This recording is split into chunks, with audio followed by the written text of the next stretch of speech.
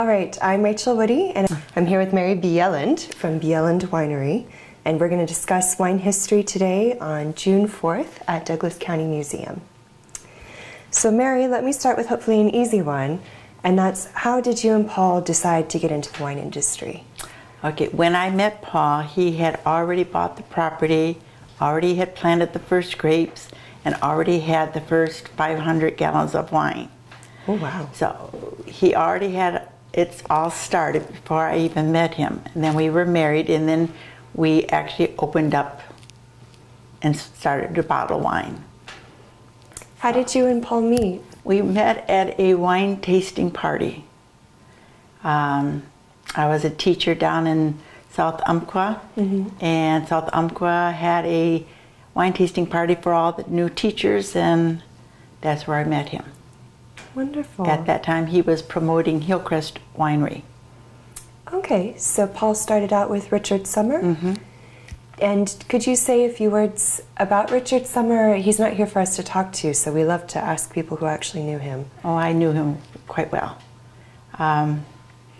He was very eccentric, but very, very faithful, very helpful in anything that you wanted. In the first few years, he loaned us some equipment. He showed us how to do things. We owed an awful lot to Richard. Do you know why Paul chose Southern Oregon? He had looked around. I don't think he had actually wine making in mind when he bought the property. But it was a 200-acre parcel, and there was lots of good farmland on it, and he got it at a good price, and he loved the area, so he bought the land, and then I think he met Richard and went from there. So Paul had the land and was starting to grow his own grapes, but was training under Richard? I wouldn't say training. Richard had his own winery already bonded, and he was making wine, but he did not know anything about marketing, and so for a couple of years my husband Paul did the marketing for him. He went to restaurants, he went to resort places like Salishan Lodge, and gave out wine, convinced people to buy some Oregon wine, and that's what he did for the first couple of years that he knew Richard. And what was Paul's background? And I think that indicates how he got involved in the industry as well. He was a teacher and a school administrator in Southern California. And he got tired of all the hustle and bustle and wanted to get away from that LA area, and so he came up to Douglas County. Oh, wow. Okay.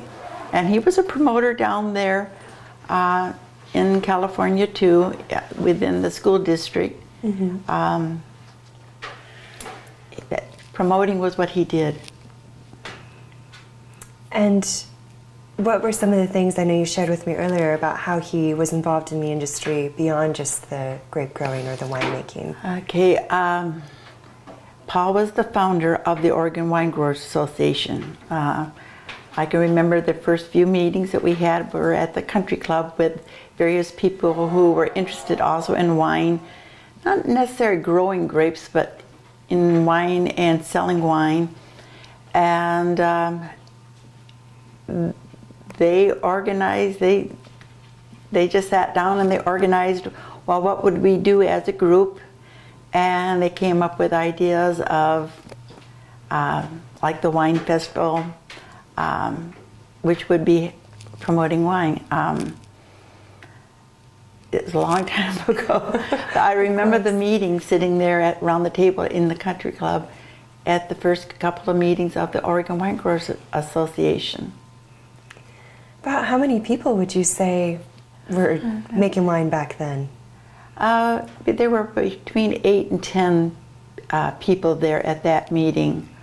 Some of them were doctors, some of them were businessmen, At the time, there was a group of about 5 people who were thinking of even going into a distillery in Oregon, Roseburg. That never did pan out, although they did grow grapes, small acres of grapes.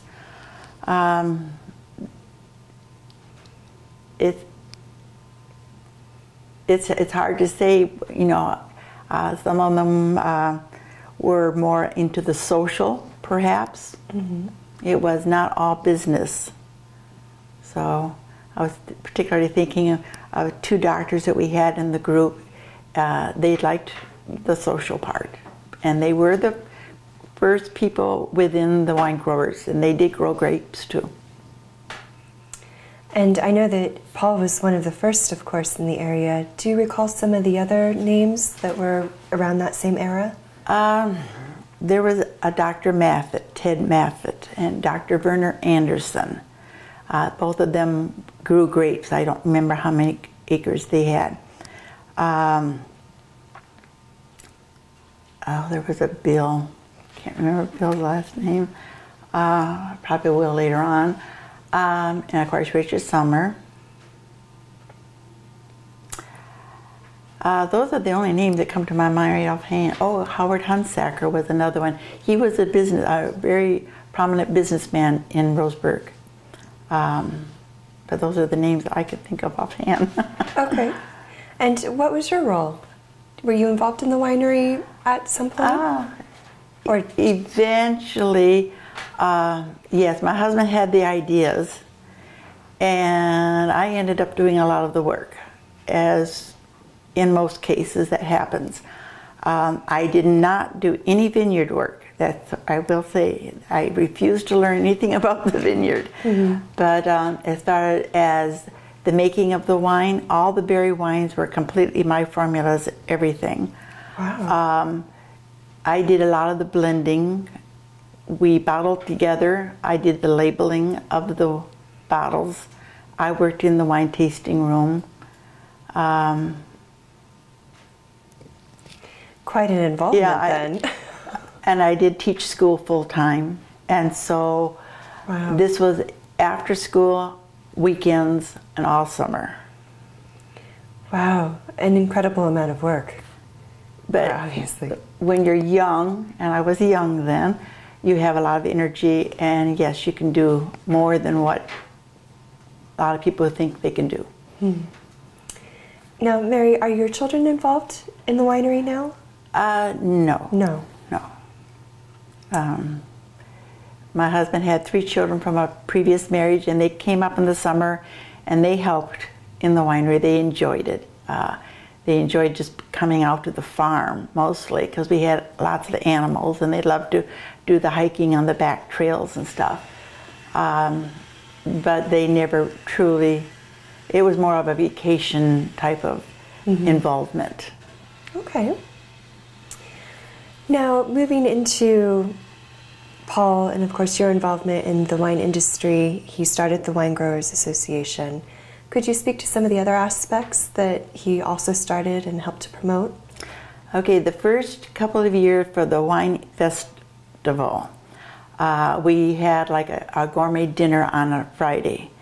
And the first 2 years, that's what we did. We had gourmet dinners, and then on Saturday and Sunday, we were at the fairgrounds with booths and wineries giving out samples.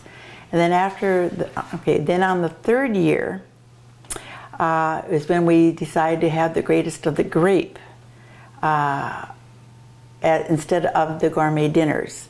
And that really took off. That was a better attendance. And it's still going today, 40-some years later.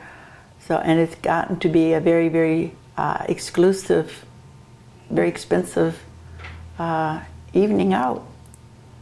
But we did those. I was trying to think what else you might have in mind.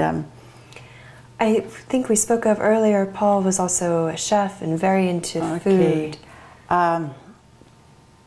When we had the winery, and we were in the business for over 20 years. He would have, like on our anniversary date, we would barbecue a whole lamb and have members of the Oregon wine growers come out to our winery, and we would have a party. But he did the lamb in an open pit, and of course we had a lot of other foods too.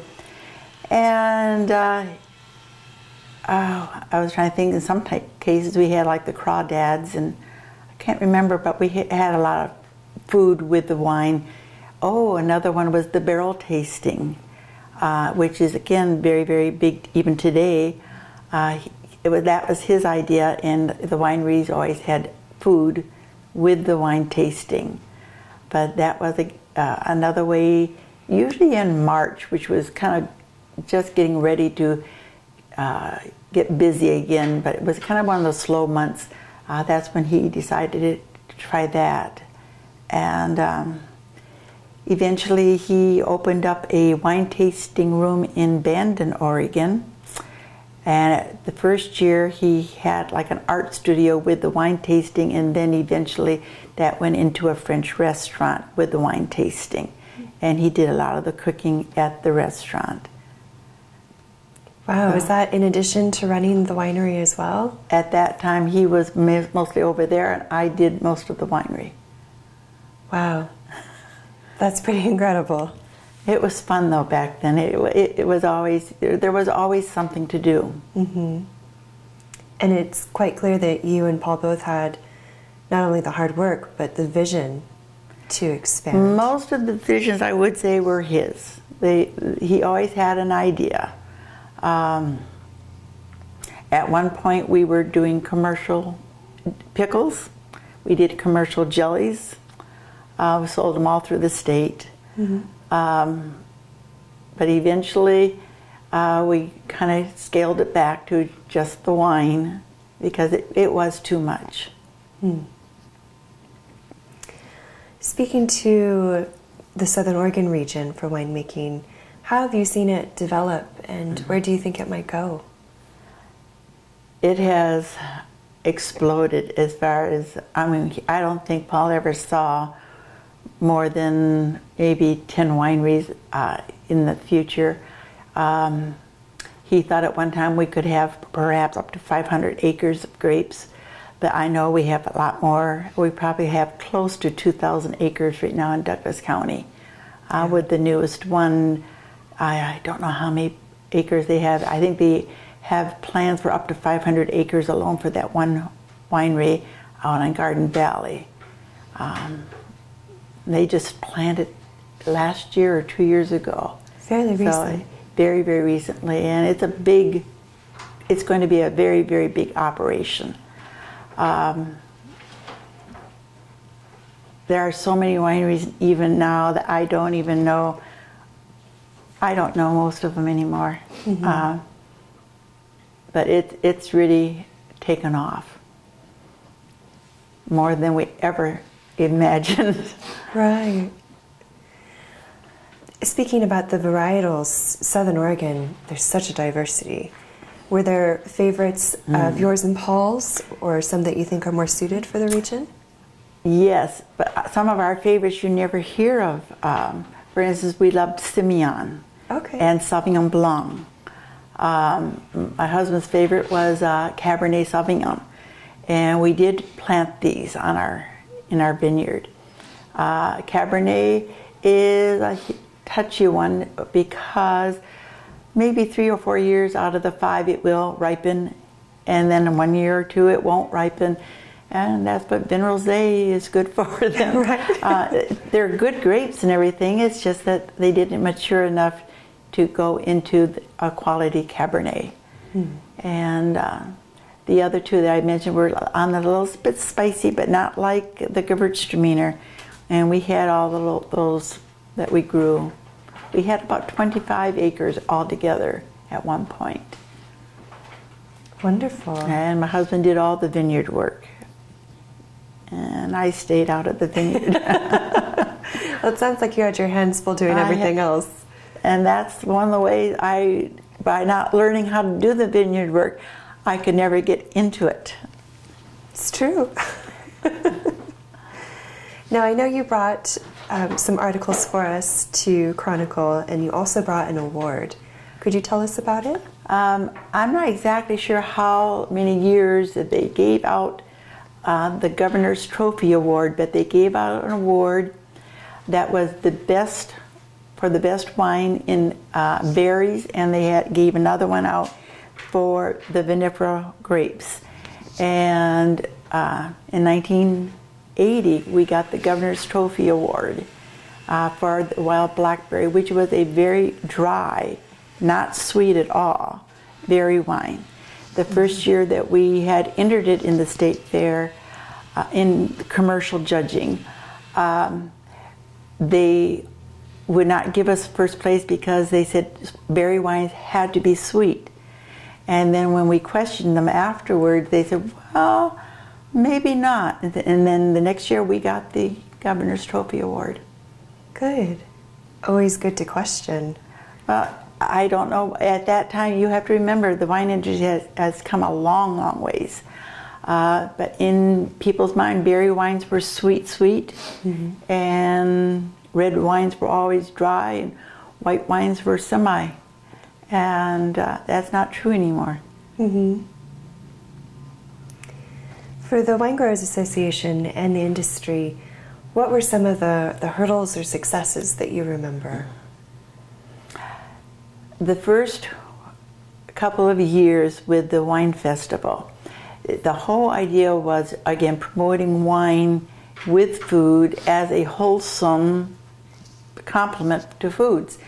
And wine drinking was not all that accepted in Oregon and in Douglas County. That had to come gradually. And so just the idea of wine, and I wanted to say the word winos, but that's how the public viewed it. And there was a lot of resistance of promoting wine and drinking wine. But it has changed dramatically. Today it's part of a healthy meal, and that's mm-hmm. good. Mm-hmm. And I think you could speak to this as well. Wine seems to be a very integral part not only of the Oregon economy, but tourism. Oh yes, definitely. I forgot, I think in Douglas County, I think it's the #2 tourist attraction. It could be, I know it's within the top 5, but it seems like I've read somewhere within the last few years that it's #2, drawing people in to take the wine tours. They have even a, I want to say a business out on Umpqua, I think it's, no, Melqua Road, that's called Oregon Country Tours, where they will take people to the different wineries and you don't have to drive yourself. Right. So. And that alone indicates how many people are probably using that if it's mm-hmm. its own business. It is a business. At this point, I think I have a couple questions left, but is there anything that I should make sure that I ask you? Well, you kind of asked and I got sidetracked, which I do. Besides the starting of the Oregon Wine Growers Association and doing the wine festivals and the greatest of the grape and the wine barrel tasting, Paul also started a couple of other things. As I said, he was always out there.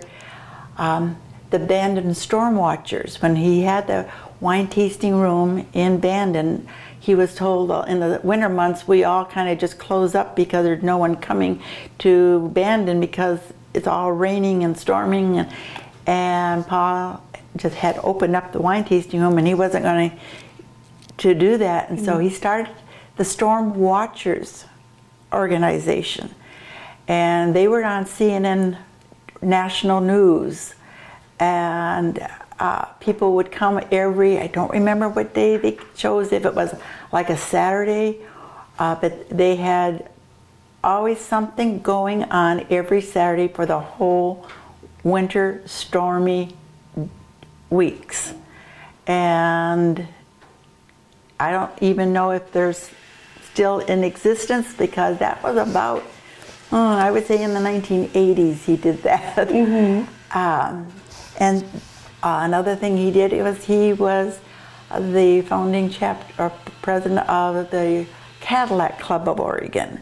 And again, it was at our winery, because we could have a lot of cars, and the parking was not a problem. And it was promoting wine, but for Cadillac enthusiasts. Right. And we had a lot of people with vintage cars. In fact, we had a vintage car. We had 3 of them that I just recently sold one of them. The one that he loved was the 1960, and it's what they picture all the time with the big fins, and it's like the Batmobile.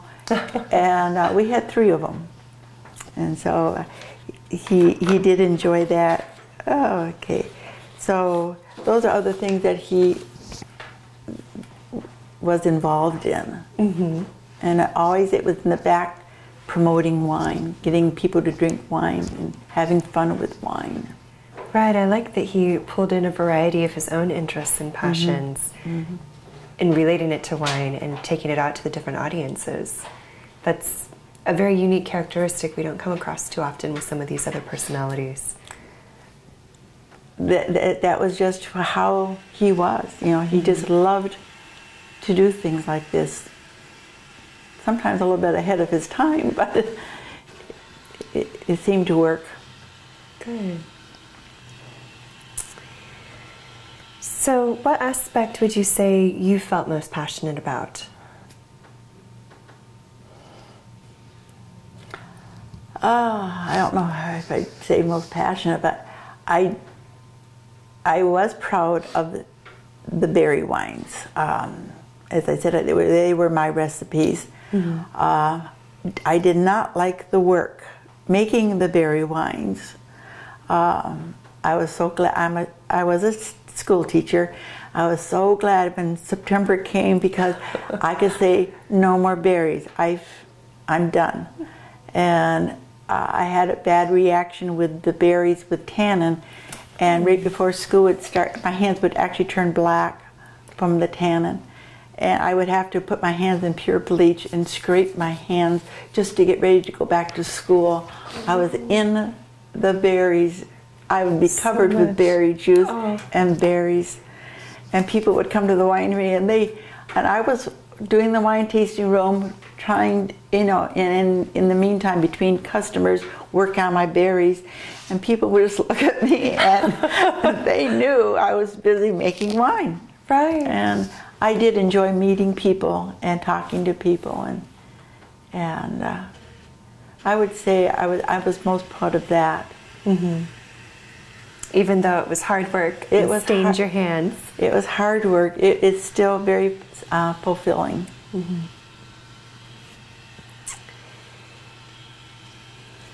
So 1 second, let me make sure I didn't forget anything.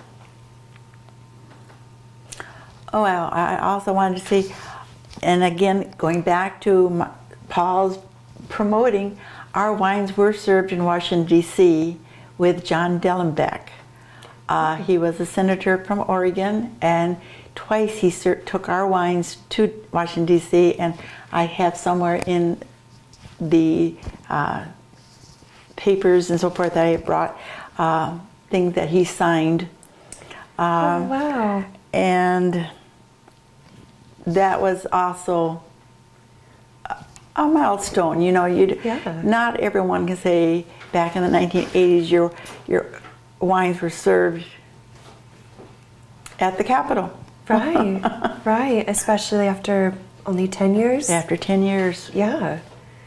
That means a tremendous amount of growth and hard work and promotion. Promotion. It took a lot. And now it's widely accepted. I mean, when we look at the our community college here in Roseburg with the Wine Institute, it is getting to be a big thing in Douglas County. Most definitely. In fact, do you see, has that growth been easy, or where do you see it going with things like the Wine Institute now? I don't see it stopping. Yeah. I'm not sure where it's going to actually go, but I think it's a very good thing to have knowledgeable people be able to go to the wineries and do things right, rather than, I had no training. If it hadn't been for Richard Sommer helping us out, I'm not sure if we would have gotten as far as we were. A lot of it is common sense, but there's more to it than that. A lot of hard work too. But now we have people who are really, really trained, and I think that the wine production and the quality is just going to be that much better.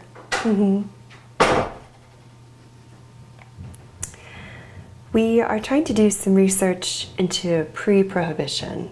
Do you happen to have any names or knowledge or things that we should look into? The only name that comes to my mind is something like Ray Dorner. Okay. I don't remember. I just know that he had something to do with the earlier wine. Okay. I don't even know who would have that information. I know that's the only name I can come up with right now is Okay. Dorner, D-O-E-R-N-E-R, I think, or O-R. Okay, thank you. That's one of our missions. Not only are we hoping to speak with people like yourself, but Oregon obviously has a more extensive wine history before Prohibition, so we're just starting to scratch the surface on that. I think that he had a winery at one time, but I don't remember the details on that. Okay.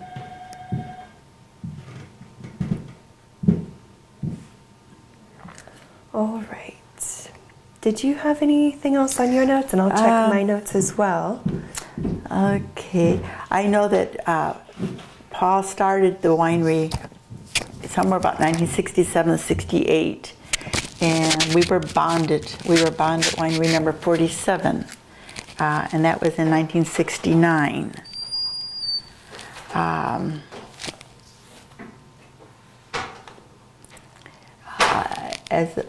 I don't remember if I said that. Yeah, I did. That he was well known by even the governor because he was out always promoting wine. And other things that we did, we always had I shouldn't say always, for about 10 years though, we had a 10K run in April. Again, that was another way of promoting wine. Right. And we always did it the first Sunday in April, and that was when daylight savings time always happened. And it was the first run of the season, and from there, a lot of times people would come to get their warm-ups.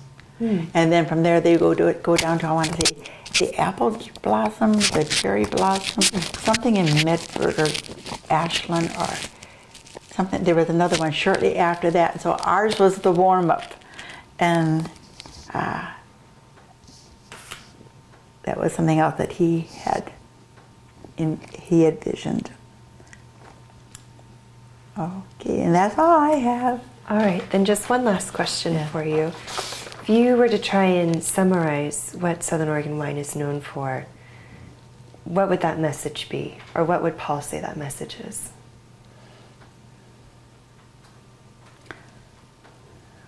I don't really know. We have a lot of the wineries were starting out to be small and not so commercialized, but now I think they're getting bigger and bigger. And we still have a lot of small ones though. It's a clean industry. I don't know, it just seems like a very clean way of using the land. didn't have it, never thought of it that way, but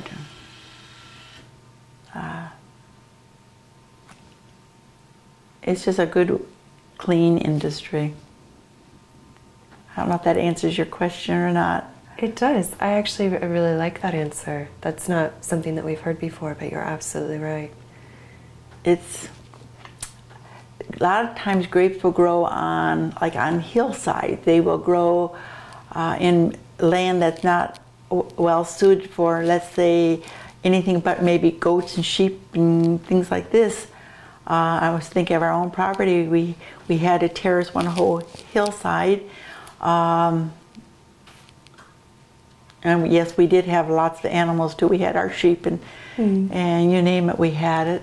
That was another drawing factor for people. We had at one time up to 40, maybe 50 peacocks. And we had horses and cows and the sheep, and you name it, we had it. And the peacocks were not caged or anything, and so they would fly around and fly down to the winery and they made their noise. Yeah. There were a lot of people, you know, who never got up that close to a peacock before. Right.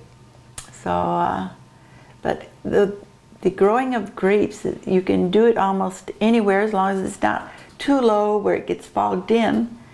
And to work in the vineyard and so forth, it's a good, healthy way to go. Mm-hmm. Very peaceful. Definitely. Well, thank you so much, Mary. You're welcome. Is there anything else you want to share with us? I can't think of it right now. Okay, well, you know where to find me. Okay. And we'll go ahead and into the session then. Okay.